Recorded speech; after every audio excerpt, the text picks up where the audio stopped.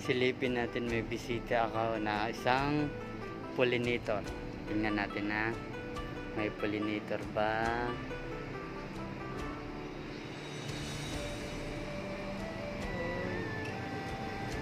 Ayun sila.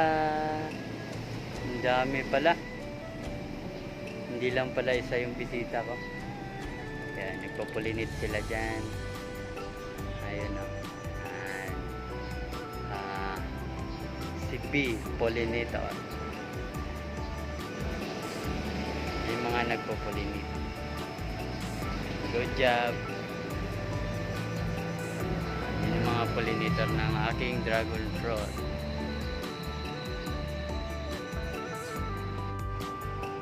Mukhang napasukan ng ano.